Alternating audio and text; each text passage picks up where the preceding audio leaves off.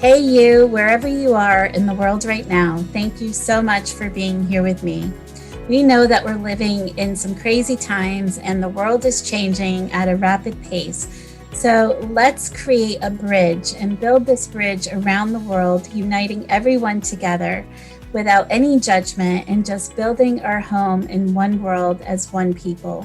And as we do this, this is why our signature talk today is so important. Today, I am honored and grateful for my guest speaker, Jackie Tradewell. Hi, Jackie. Hi, how are you? I'm doing great, and I'm so glad that you're here with me today to have this amazing interview. Jackie is actually someone that I met years ago, and we have maintained this connection with each other. And it's just really special to have someone that I personally know on my show because there's so many things we can talk about. But Jackie, if you could just tell me a little bit about yourself for the audience. Oh, wow. Okay. Thank you, Kathy. And it's such an honor to be here with you. This is so amazing, your platform. And I'm just really happy to be here and share. I live on a farm. And after 30 years of the beauty industry, I came to get involved with horses. And it actually started with a goat. And so I've been living and caring for horses now for about 11, 12 years. So it's amazing. It's a labor of love, and they are such a gift to me. I own 6. So I live on my farm, and I care for my horses and my husband. And I pretty much have a simple life right now. And that's really wonderful, too. I love the simplicity of your life because I know years ago we had a conversation and I actually reminded you that that simplistic life is such a blessing because it does allow you to live in abundance in a different way that you never had before. And, for a lot of people, I think 2020, people were in this rat race and they literally were doing everything they could to fill their lives up and chasing, all these things, literally things to like fill their life up. And in all honesty, 2020 kind of brought everything to a grinding halt and really made people think about, do you really need all these things? Like maybe you don't need all these things. So how has that felt for you? It's amazing that you even bring that up because I noticed the adoption rate in animals for 2020 went through the roof. And I thought that was a beautiful thing. My heart just holds that after life returns to somewhat of normalcy again, that these beautiful animals, continue with their home, whatever they may be. But with people feeling restricted in 2020, they turn to animals. Animals are a total gift for me, speaking for me. Animals are a gift from God for me. And they teach you. I think they're here to teach us so much, especially unconditional love. And also discipline, right? Because, I have a cat in the house. I have dogs as well. Horses, I could go away for a week and leave my cat with the litter box, food and water and be like, okay, you're good for a couple days. You can't do that with horses. It's a 365 day, 7-day a week, twice a day job. And it's dedication. They look to me for their care, right? And most likely like cats and dogs do as well. And really any other animal that you can speak of if they're in a caring a home or a facility that someone has to look over them. They're not in the wild. So I do and certainly can relate to realizing we actually are more abundant than we realize. We don't need all the stuff. We don't need all the addictions, right? So, certain things closed down. And at first, I'm sure we were really upset about it. Like, well, what do you mean I can't go to the movies right now? Or what do you mean I can't go to the mall? Or but for me, it was more freeing to not have to worry about Oh, I need to go shopping for this. Oh, I need this, I need that. It also broke a habit of buying something, whatever that may be. And when I say addictions, I'm not talking drug or alcohol, even though that is it.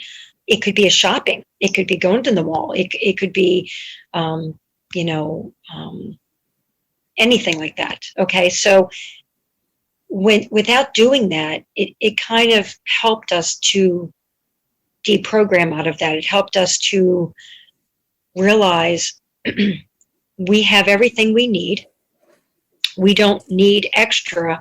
And actually, I personally feel with what I had, and I sold off a lot of my stuff. I mean, a ton of my stuff. And at first, you start to feel empty. You start to feel like, oh, I'm not, now I'm not worthy because I don't have this stuff. And after a little while, it's sort of really neat because you realize, oh, there's this huge weight that comes off your shoulder. Like, I really didn't need that because I've gotten through. And look, it's okay. I've got this and it's all right. And so that's been a huge lesson for me personally in 2020, realizing when there's a huge flow of abundance for me in my life, because there will be again, to pick and choose things more wisely, not to just pick and choose because I think that's what's going to make me popular, make people respect me, make me have more friends, make me feel respected by the community, make me feel more whole about myself. No, absolutely not. I feel more whole now, and I feel more free now than I've ever been. And so, yes, I will be much wiser and a higher sense of generosity. I do consider myself a very giving, loving person, but it'll even be more so someday. So hopefully that helps answer your question. It absolutely does. And I love this whole, releasing of the things that bind us down, right? Mm-hmm. And the interesting thing is, like, I just remember when I was a little girl and I was living with my grandparents, we literally lived off of the land with the vegetable gardens year round. I mean, there was always something that needed to be done, kind of like tending to the horses. And that schedule of being on a schedule to do the things that need to be done, I had no idea what a gift that was in my life. And for most people that aren't living on a schedule, that simple thing of having a schedule, how much it saves you when things are very chaotic. You talk about the programming, but just the simple thing of tending to the garden and, weeding it or watering it or, gathering the vegetables, whatever. But it goes deeper than that, because when I look at my time when I was living with my grandparents, they were of a generation that was World War II. They had this depletion in their life. And literally, the women had to come together, support each other in a community because the men were at war. They supported each other not only with the community, but taking care of the family, the kids. They helped each other when someone needed help. There was this whole community that was created. And I think in the day that we live in today with all this technology, we're lacking some of that community. And if there's any blessing that could come from this, it is, getting to know our neighbors. It is getting to connect with other people that we may not have otherwise connected with.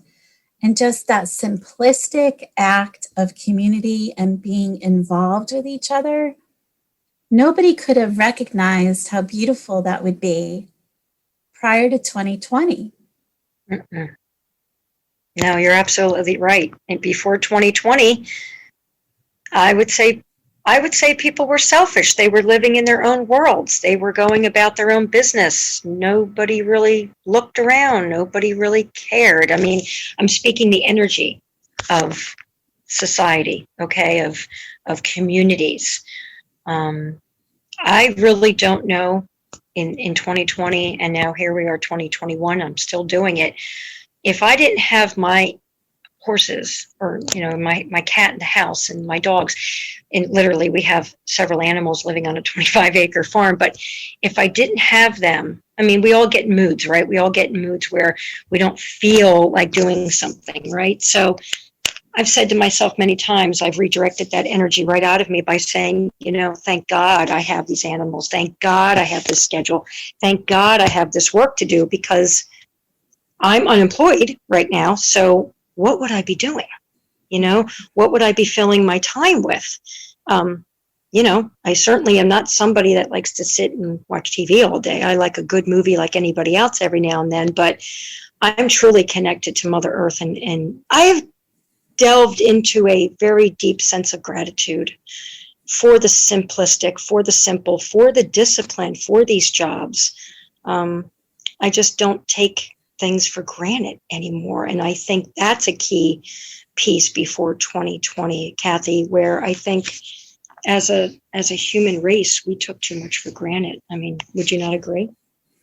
I totally agree. And, when I look at the simplistic things of just people having to turn inward within their own soul and their soul journey, and recognizing that maybe they've been running away from their own self because there's something that they haven't healed from, right? Mm-hmm, mm-hmm. And I just see so many people trying to figure some of that stuff out. Like, what is this? Why do I have to escape into shopping? Or why do I have to escape into my career? Or why do I have to escape into something that's not good for me? Food, drugs, alcohol, whatever it may be.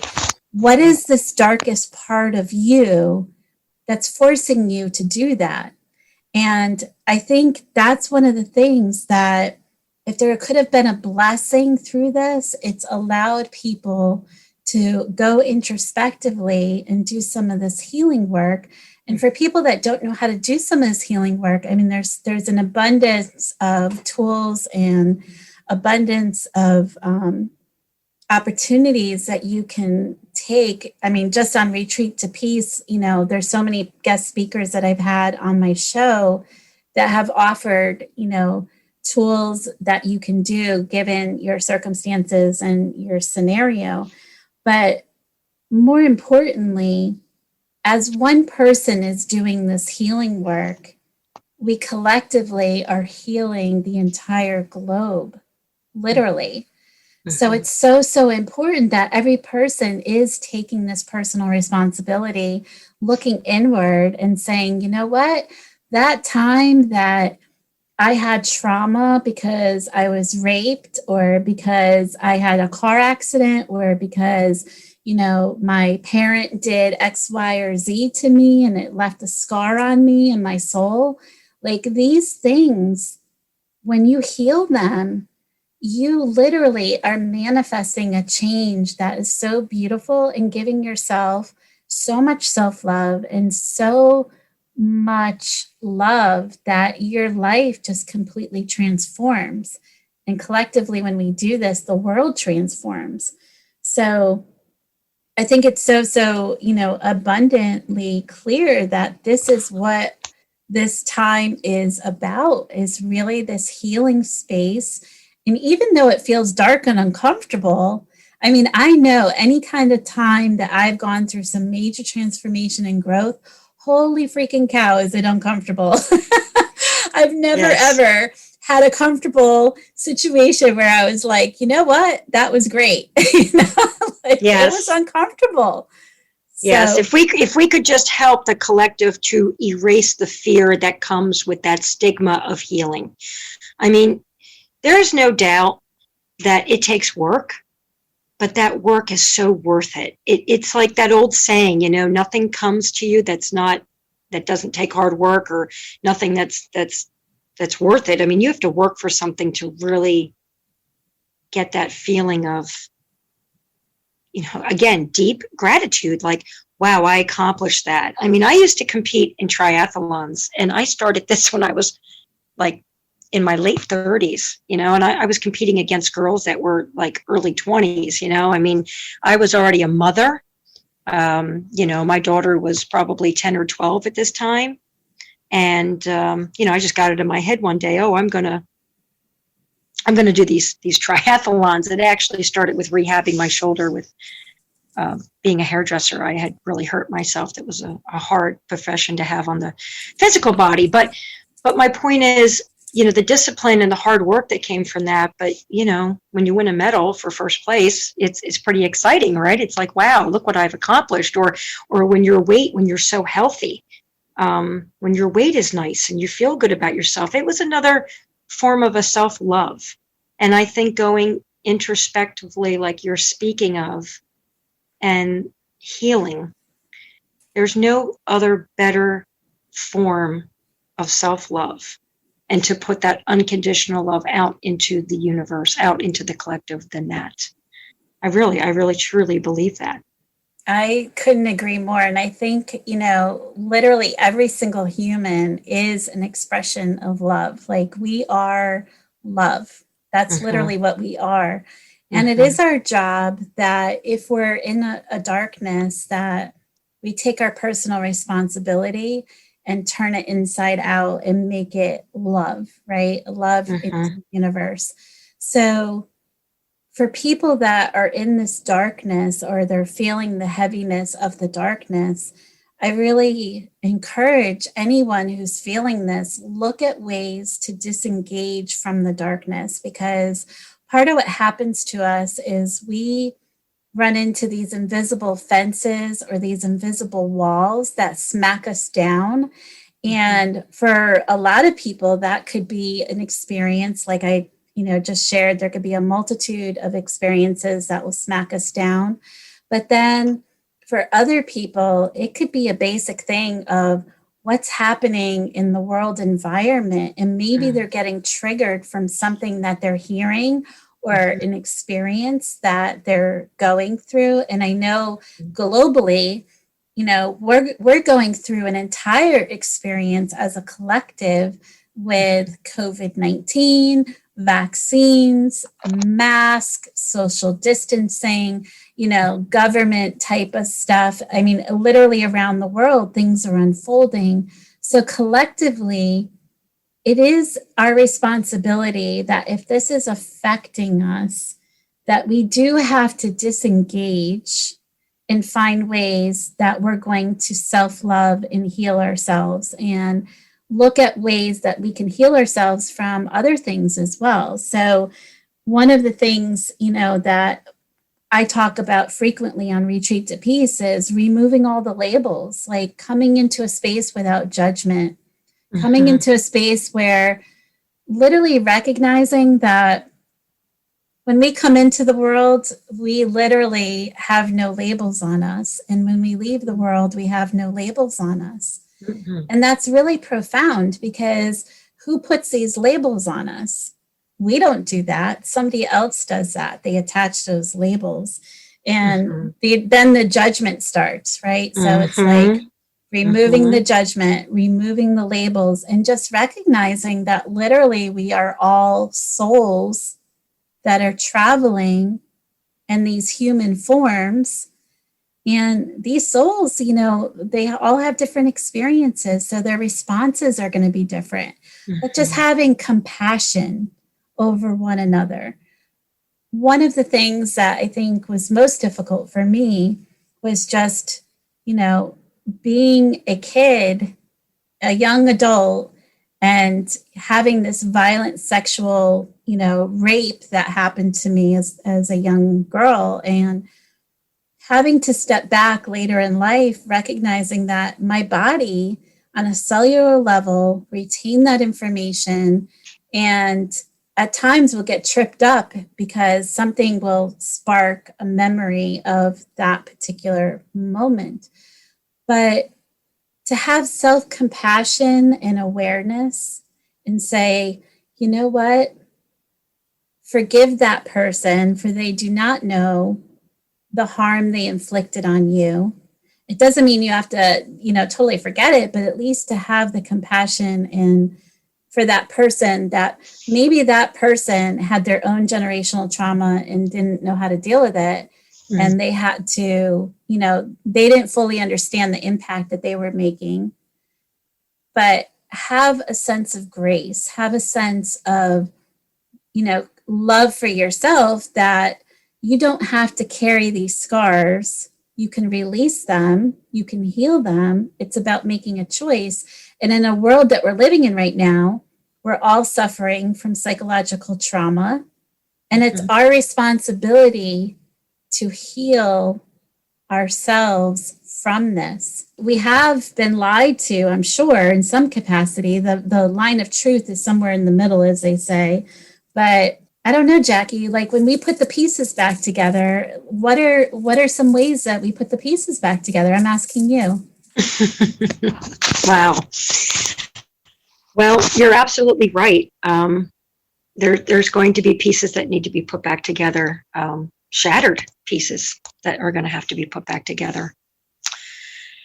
And I think the biggest piece to that is when you're in the dark, or when you're going to go in the dark, or when you feel lost. I would pray and hope that we have someone in our life, in our inner circle, that we can go to, that we trust. I think that's a great gift to have. And, for me personally, my first place to go would be to pray. Okay. And to have my connection, to have my relationship with Christ, for a higher power, for somebody else. That's what I'm saying. Okay. For everybody. I'm just speaking for me personally. After that, somebody in my inner circle, whether it be my husband. I'm very blessed to have like the best husband in the world. I have to brag a little bit. He's really, really supportive and allows me to be me. And, I've been married before. This is not my first rodeo, right? So a lot of people I'm a very free being, free expression, free everything. And that can be threatening to some people. And I've had many people in my life want to squash that. They want to silence me. Okay. Whether women or men, husbands, friends, ex-friends, that never works with me. That's just not the way to handle me. But I really think finding the greatest peace through the love, through the unconditional love is through your higher power, through God, praying, and then having somebody in your world, in your network, that there is no judgment. I mean, I think that the best thing we could do, the best thing that all of us that are healing, that want to be out there, putting this unconditional love into the universe, into the collective. I know that my mission is working on myself, getting rid of the ego, getting rid of judgment, so that when people are trying to piece their life back together, when people are trying to take the broken pieces and glue it back, that I hope to be somebody that someone could come to and just say, explain this to me or help me. And I do that in such a loving, non-judgmental way, right? Just to speak the truth. We're all searching for the truth. We're all searching for peace. We're all searching for our personal.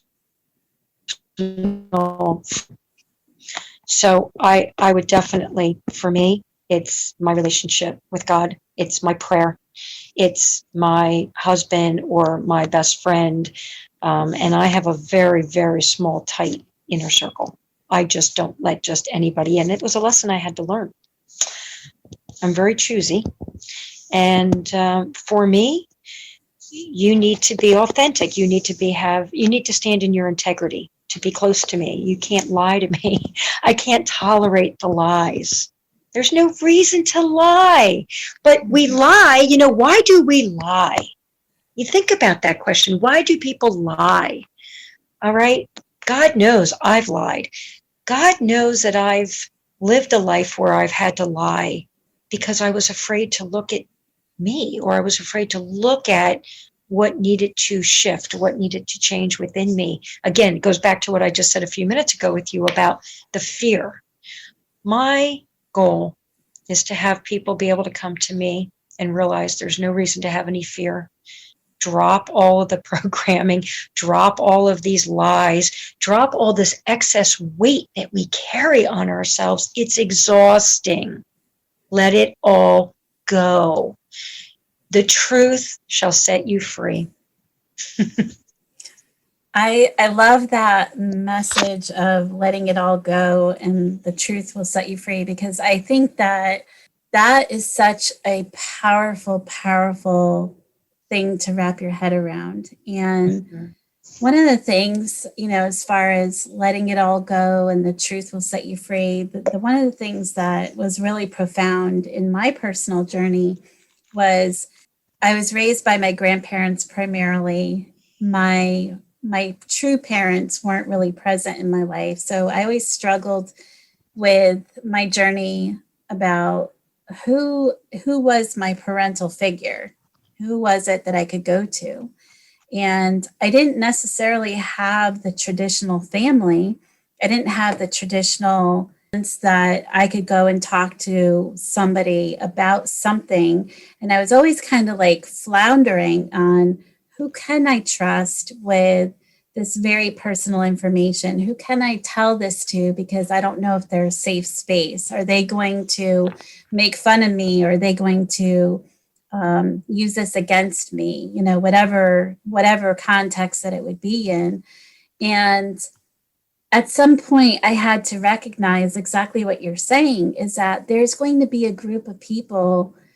I call them my seventh power people.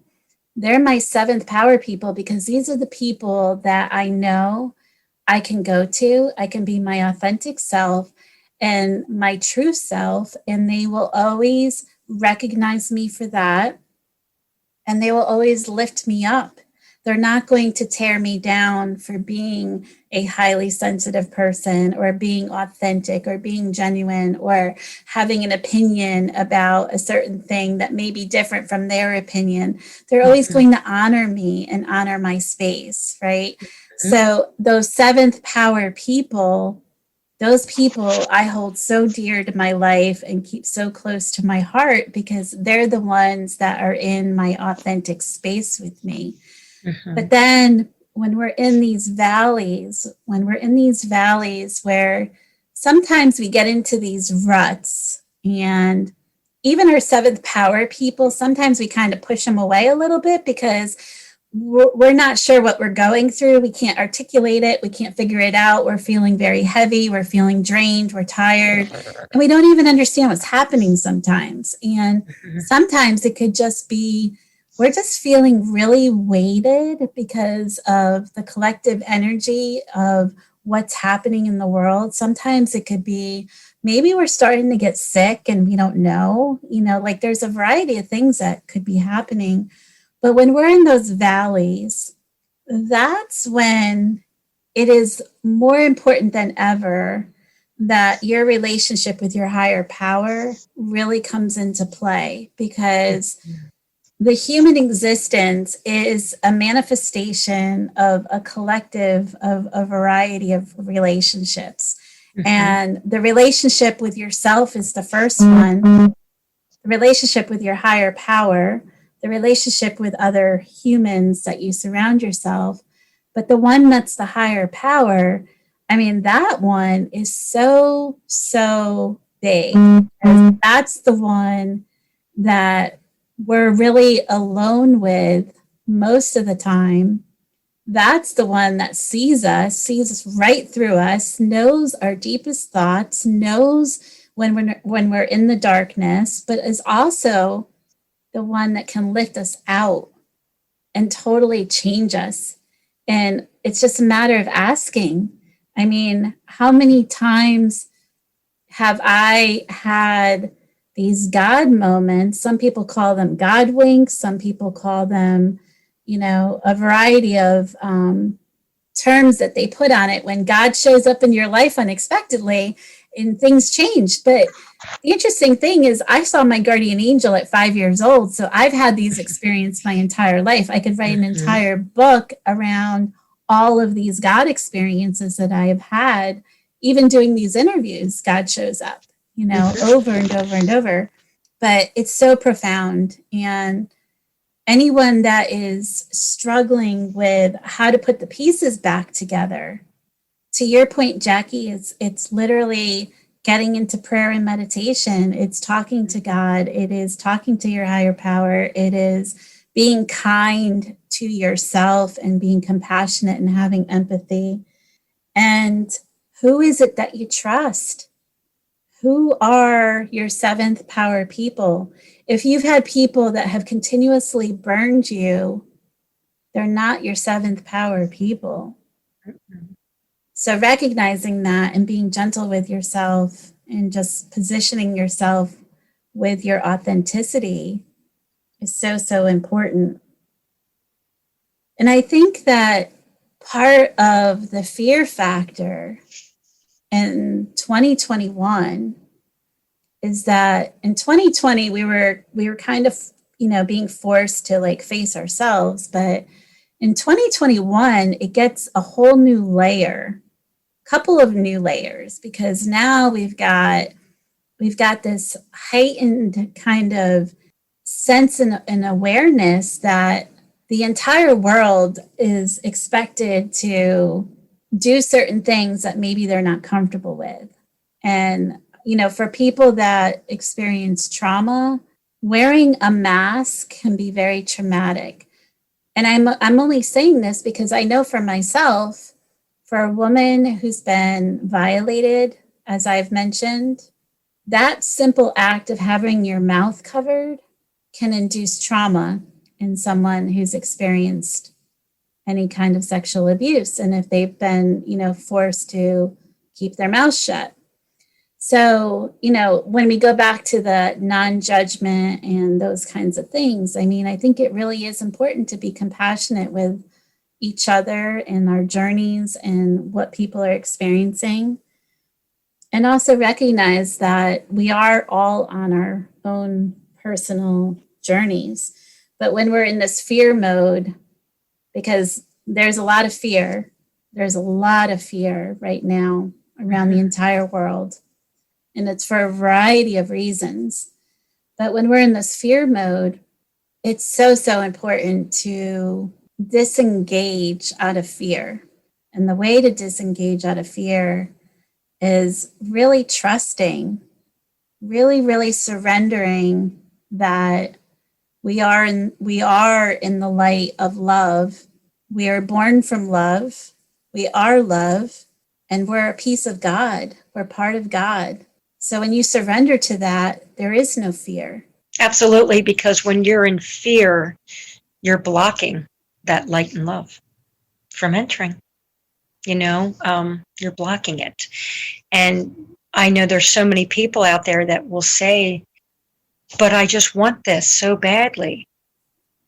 But at the same time, they're so paralyzed in fear that their heart is speaking. Their soul, actually, I would go as far as to say their soul is crying out saying, I want that love, I want that light, I want that peace. And the human piece of them is blocking that because of the fear. I mean, it's kind of a quandary, right? Because somebody is calling out for help, but yet it's kind of like having that dream where you need to run away from somebody and you're screaming, or you're trying to scream, or you want to scream, but nothing comes out of your mouth because you're so scared, or you want to sprint and run in the dream, but you're in total slow motion, or you just can't seem to, you're paralyzed. You can't seem to move. Mm-hmm. That's what that reminds me of. So, and I think we've all felt that. I think we've all been there. Even if we don't want to talk about it, I know what that feeling feels like. Yeah. And so it's very scary. Going back, I just want to touch on something you said earlier because it's coming back around for me. There is so much triggering being done. You mentioned it briefly. And I know with my own self, if this will help anybody else.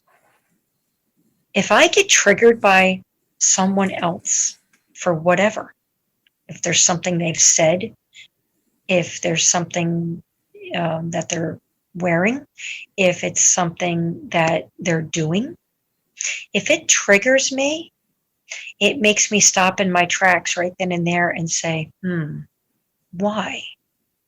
Because anybody else could look at that situation and not see it at all. Be like, what are you talking about? Right? So I just want to reiterate that personal responsibility piece and that questioning. Because in the world, when we're putting these pieces back together, the big key to that is people are going to be questioning why, what, where, who. So it has to come from within here first, and really our heart center.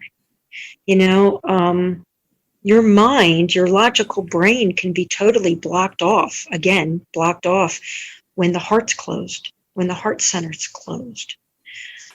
And again, why is the heart center closed?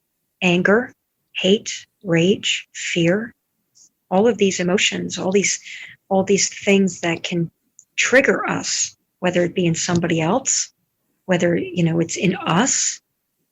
It's just so important to sit there and just take a moment and ask yourself, why? And another thing I've learned in 2020, taking it into 2021, is to be in more observation and be less reactive. Because again, going back to this no judgment, and that's like my mantra this year. No judgment, no judgment, no judgment. And it's so, sometimes you think to yourself, you have to be this horrible person to judge. It could be something so simple, so delicate that you don't even realize you just judge that person.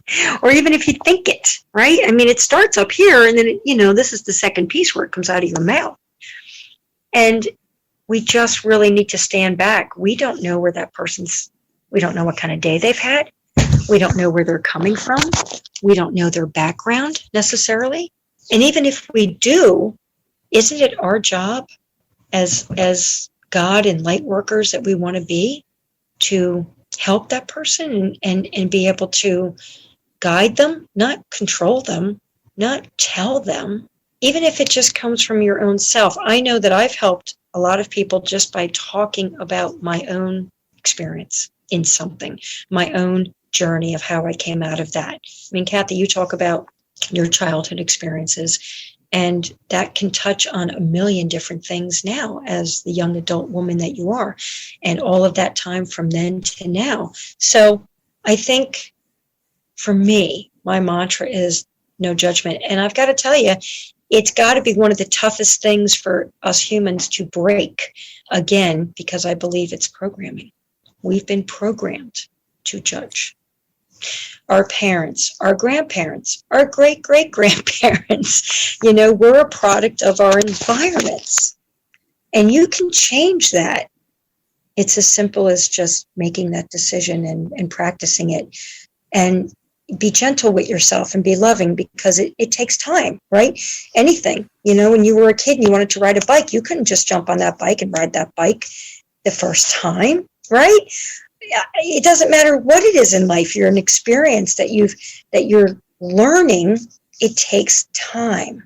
And living in a microwave society where we want everything yesterday, we've lost the ability to have those patience. We've lost that ability to give it the time. We've lost the ability to not be so reactive and just sit back in observation and just watch, listen. When was the last time somebody was maybe having a debate or an argument, but you really just listened to that person? We're too busy defending ourselves because, again, we're being triggered. Why? Sit back and ask yourself, wait, why?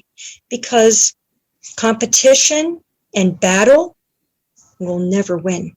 Nobody wins in that energy, ever. And these are some of the things that I feel that as a collective, each one of us that are going through the healing, these are the old programs that we're breaking, and we're breaking down to be able to help others. Does that make any sense to you, Kathy?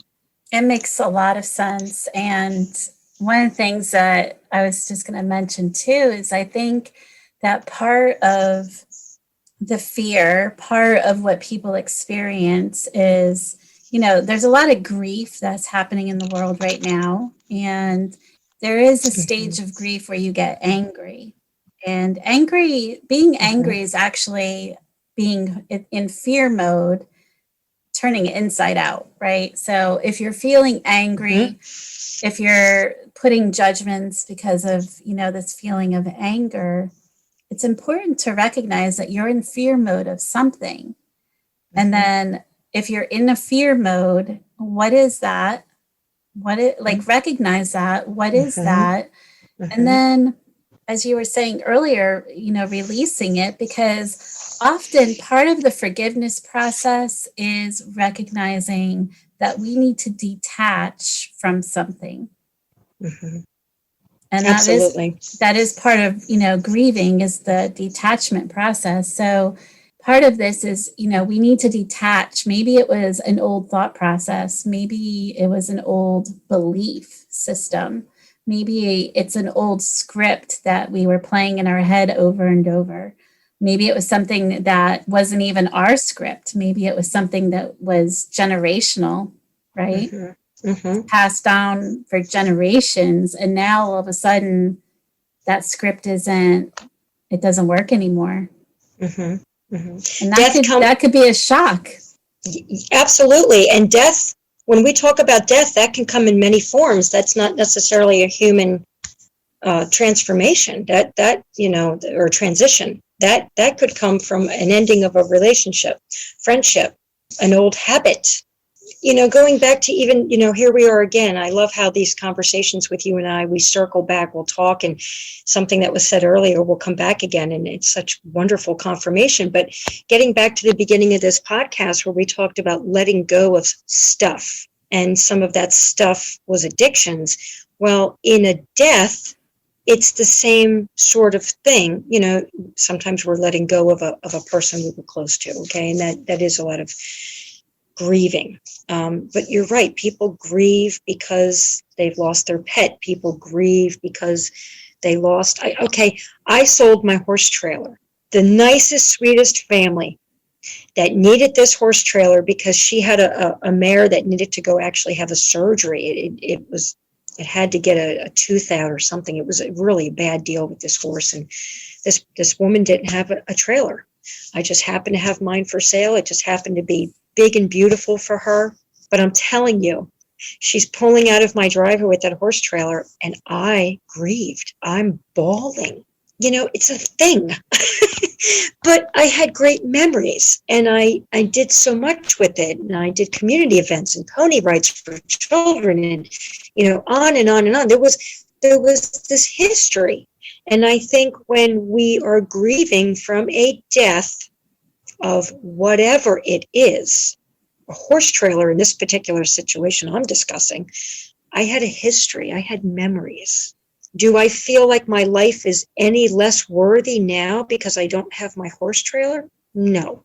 Was my heart really filled and overjoyed for that family that they could have it and be able to take care of their horse? And they did. The horse had the surgery and it's recovered and it's wonderful. Was that not the greater good that came out of, from my heart space, what I was feeling? Absolutely. Did it feel like a loss? Yes. But at the same time, it was a gift. It was giving. And that's something, too, that we should maybe pay attention to when we're actually thinking, maybe going back to the programming of losing something. When you're giving it or when you're passing it, paying it forward, we really need to maybe concentrate on that paying it forward and that giving, because that's where the true gift is coming from.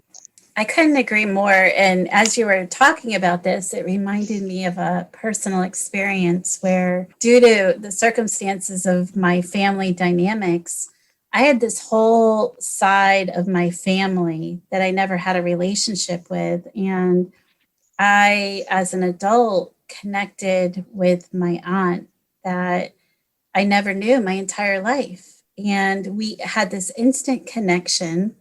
And it's amazing how divinely we are brought to situations and things kind of evolve. So I visited her. She lives in another state. And when I visited her, like I literally just got to her place and she had her bags packed because she was just returning from a trip. And she got a telephone call from my uncle, who I had never met. And this was probably like my second or third meeting with my aunt. And he tells my aunt that he's dying of cancer. And I said to my aunt, I said, when was the last time you saw your brother? And she's like, I don't know, like 5 years ago, because they lived a great distance apart. And I said, look, your bag is packed. My bag is packed. I was planning on spending some time with you. I think I'm supposed to be here in this moment to drive you to go and see him because I haven't met him. So I literally drove us. It was a 12-hour drive. And on our drive, we had talked about a lot of things. And ironically, the reason we got connected is because my mom had passed away. And it was because of her passing that we got connected. So as we were talking, I was telling her, you know, I've got this stuff from my mom, and I didn't have my mom in my life. And I don't know what to do with this stuff. Like, there's this part of me that doesn't want to let it go because, like, it's a piece of her. But then there's a part of me that's like, I don't need this. I don't need this. Like, this is not something that I would use. It would be, you know, something that somebody else could use. But I was having a hard time kind of going through this because, you know, it was a part of her and I never had her in my whole life. And I finally have a piece of her and it's like, you know, she's gone. Right. And my aunt says, it served its purpose. And I was like, oh my goodness, like you just hit the jackpot, because if something served its purpose, it really does give you a sense of it's okay to release it.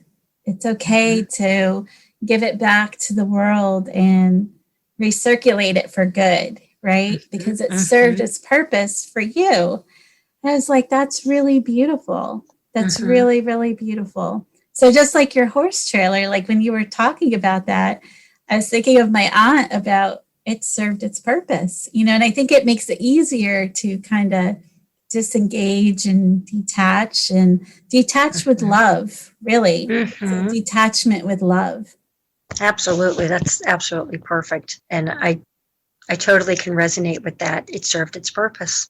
And each one of us have a purpose to serve.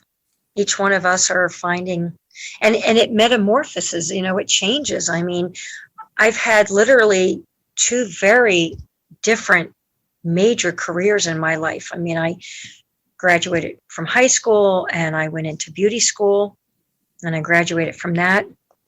And I took my career to the highest point to where I had a master's in coloring, hair coloring. I owned 6 hair salons. My one salon, I had 14 on staff, you know, managers, receptionists, the whole 9 yards. And I was a working owner. So I had my own clientele, my own book to do. And during that whole time, I was, you know, competing and training for triathlons. So it's like, wow, I don't know where that energy came from. But the point being, you know, I went from that literally to just being a diva back in the day to, you know, I'm in the stalls mucking out horse manure every day. And, you know, I stink at the end of the day. You know, I lived this simple farm girl life. And I sometimes think, you know, if I had the opportunity to go back to being somebody else or who I was in the past, I don't think I would, because that served its purpose in its day. Right. So I just in this, I swear I'm living towards or living in more of my soul self. You know, I really am this down to earth person that, you know, at 52 and can go out of the house or do this podcast and not have a stitch of makeup on. and feel comfortable in my own skin, hey, I think that's a major accomplishment. It's not that I don't like to dress up. It's not that I don't love to put makeup on and feel feminine and pretty. I mean, yeah, go for it, right? I just, at this point in my life, horses really don't care whether I'm wearing perfume and makeup or not. Probably they would prefer if I don't, right? They'd be like, Mom, you smell weird. I'm not going to kiss you now. But yeah, I mean, I went from making people beautiful in life, making them feel beautiful about themselves to, I healed a lot of children on this farm. I had a business 4 years ago where, we had summer camps and retreats and community events and birthday parties. And so, it's giving people these experiences and children these experiences, and it's serving. I'm now going to be serving again. How can I serve? Being on this podcast, doing what you're doing is huge, Kathy. It's a huge serving. And you can't be a leader until you know how to serve, right? Yeah. It's so true. And the beautiful part of our year in 2021 is that we are unfolding into this authentic space within each and every one of us that is really allowing us to be present in such a way that we've never been present before, or to serve like we've never served before, and just live through a different lens with value and appreciation. And the gift of that is just so incredible. I know so many people that I've talked to, and they talk about their dreams and how their dreams are manifesting, and literally, they're going through an ascension with their spiritual awakening and their spiritual side, and how they're just, ascending to a different place in time where they've never been before, and how beautiful that is. And I do think that there's a lot of truth that, when we've been wronged, that we do have grace around that, and recognize that the people that have wronged us, a lot of times they don't recognize that they've done that, and it really is our responsibility to own how we're showing up and what we're doing with it and how we're putting it back into the world. I know, for myself, I've been wronged by a lot of people in my life. And it's interesting because, when you're someone who is not always assertive like I used to be, or quieter, people think you can just be walked all over and you don't have an opinion, or you don't matter, all these different associations. But the fact of the matter is that that's not true. There's nothing true about that. And we are okay just the way we are. We're okay in who we are. We're all individuals, and there's a reason for that. There's a reason that we're all individuals. So I would just, if there was a message that I could, share today, is really, wherever you are in the world listening to this, really embrace your individuality, really own that. And don't allow yourself to fall into conformity that you have to be something you're not. I couldn't agree more. I could not agree more. That is the equality of self-love. We are all different, yet we're all the same, right? So embrace your difference. Embrace being different. I wouldn't want to be somebody. I mean, again, for me, I feel that that's programming when we're growing up and we want to be, I don't know, like the girl next door. We want to be a famous, we want to be like a famous actress or actor. Just no. I mean, it's just, I agree with that message being put out there that just be you, because each one of us has a gift to give. Each one of us, because we have our individuality, is bringing that individual gift with us.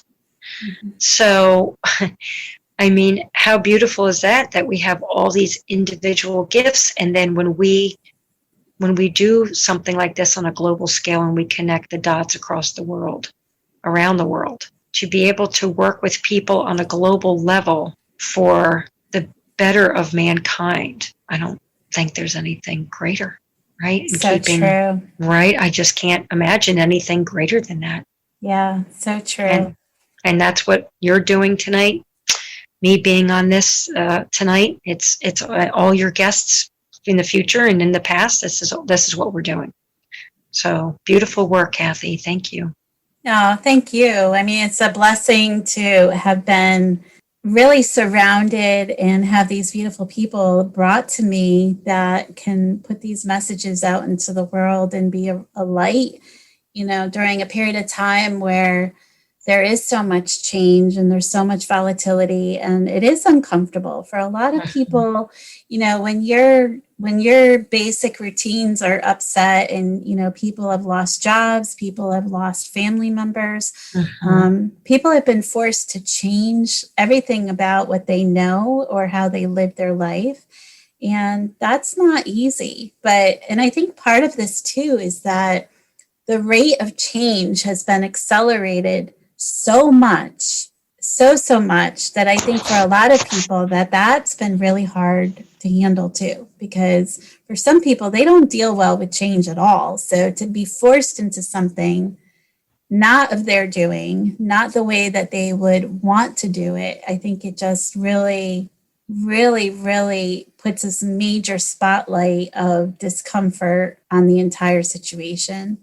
And if there was an analogy I could use, I think it's really create a dance, be the butterfly and allow yourself to dance in and out. And, don't get wrapped up in whatever it is that you're manifesting with fear, because you don't have to. It is a decision. Right. And the one last thing I want to say to everyone that's listening, and I think this is so important, is that you're not alone. You're not alone.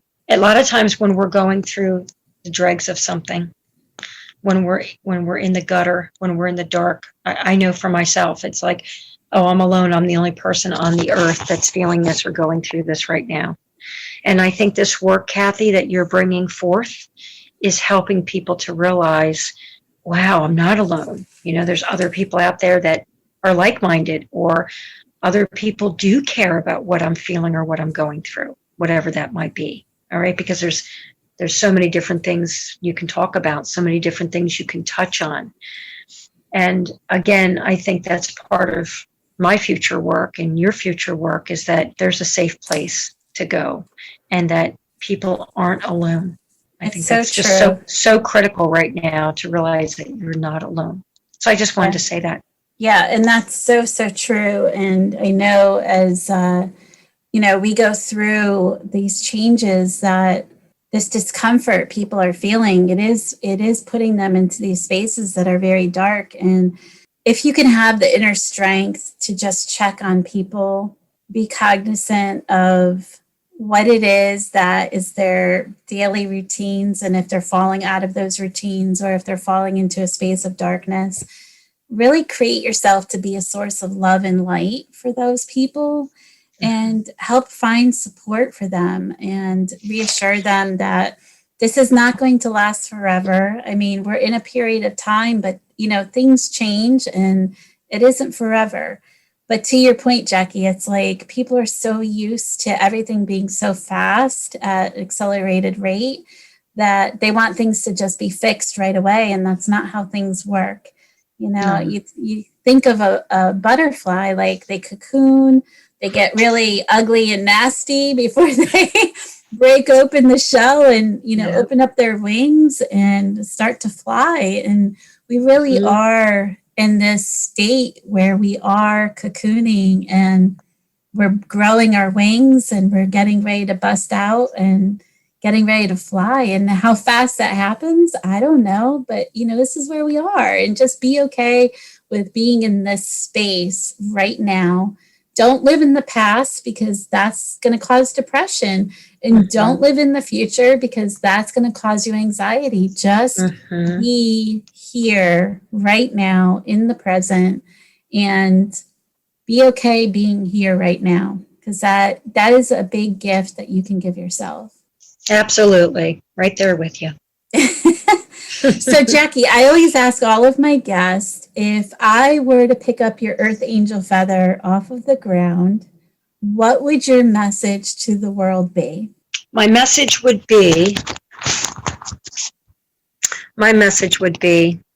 that I love you all, that I accept you all, that I don't judge anyone, that we are knitted together in a way that will become even stronger, will become even brighter, will become even more beautiful than what we could ever imagine. And so I would just wish you all love and light. That is really beautiful. Like, I totally could feel that when you were saying that. It's very beautiful. Thank you so much for being with me, my friend. And I'm so happy I could share you with the world today. You're such a beautiful soul, and I'm honored that you're my friend. So thank you for being here. Thank you for having me, and I was honored to be on, and it was wonderful. Thank you so much. And that's all we have time for today. This is Catherine Daniels with Retreat to Peace, reminding you to live your authentic life with peace. And as always, retreat to peace. And we'll see you next time.